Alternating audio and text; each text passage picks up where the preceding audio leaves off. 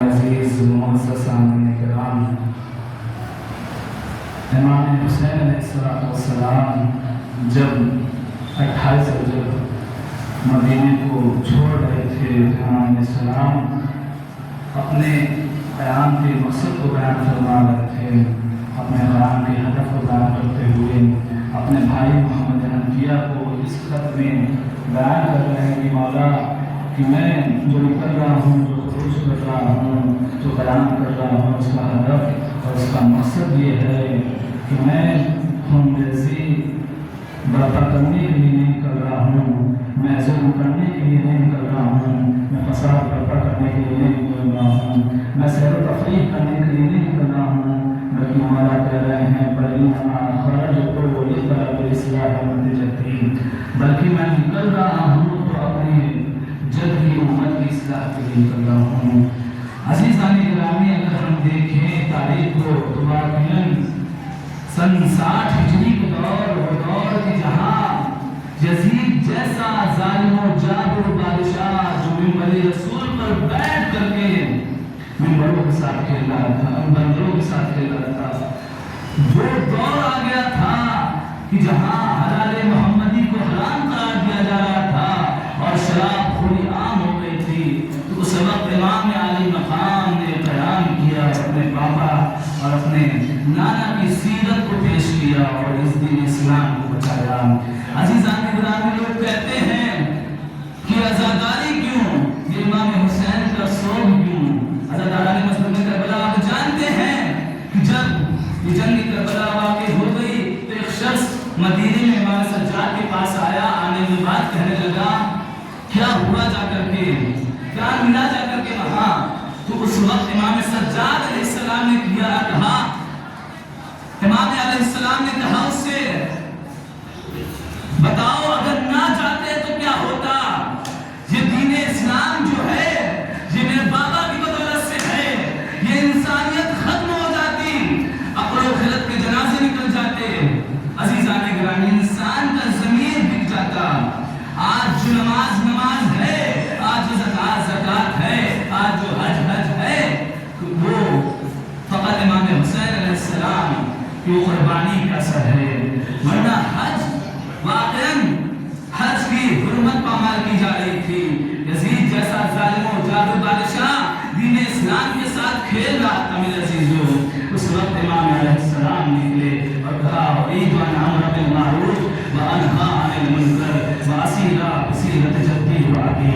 عزیزو، امام نے کہا میں جا کر کے کربلا میں امر بالمعروف کروں گا اور نہی از منکر کروں گا، اور میں وہاں اپنی سیرت کو نہیں پیش کروں گا بلکہ اپنے بابا علی مرتضیٰ کی سیرت کو پیش کروں گا اور اپنے نانا محمد مصطفیٰ کی سیرت کو پیش کروں گا۔ عزیزو، حسین کوئی عام ہستی نہیں ہے، مجھے زیادہ فضائل نہیں بیان کرنا ہے، آج 11 محرم ہو گیا ہے۔ میرے عزیزو، اس حسین نے اس دین اسلام کو بچانے کے لیے اپنا سب کچھ قربان کر دیا۔ 28 رجب سن 60 ہجری کو حسین نے مدینے کو چھوڑا اور 2 محرم سن 61 ہجری کو والد کربلا ہوئے۔ عزاداروں، جب 10 محرم کا دن آیا تو ایک اصحاب و انصار حسین کے پاس آتے ہیں، تو کبھی جون آتے ہیں تو کبھی حبیب آتے ہیں، یہاں تک کہ تمام اصحاب و انصار شہید ہو جاتے ہیں، حبیب بن مظاہر شہید ہو جاتے ہیں، سعید شہید ہو جاتے ہیں، زہیر شہید ہو جاتے ہیں، یہاں تک کہ بنی ہاشم کی باری آئی تو یہاں تک کہ علی اکبر شہید ہو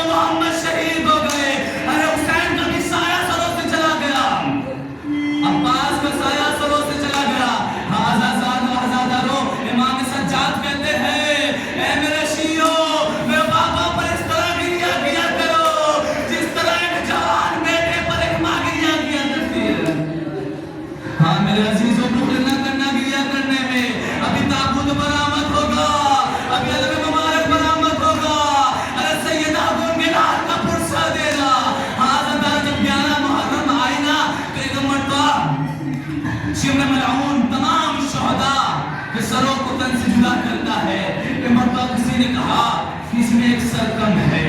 اس میں ایک سر کم ہے۔ تو کسی ملعون نے کہا کہ حسین کو میں نے دیکھا تھا کہ خیمے کے پشت میں ایک لاشے کو دفن کر رہے تھے۔ اب ایک کیا ایک مرتبہ کیا ہے کہ 4 ملعون جاتے ہیں گھوڑے پر سوار ہو کر کے، ارے میدان کربلا پر نیزہ مارتے جاتے ہیں، ارے نیزہ مارتے جاتے ہیں۔ ایک مرتبہ کیا ہے کہ نیزہ زمین میں چھپ جاتا ہے۔ اب جو نیزہ نکلا، ارے ششما ایک جنازہ برآمد ہوا۔ ہاں دادارو، ارے رباب کے دل سے پوچھو، ارے جب ولی اصغر کو دیکھا ہوگا تو کیا گزری ہوگی؟ ہاں میرے عزیزو، ایک مرتبہ کیا ہے کہ جب تمام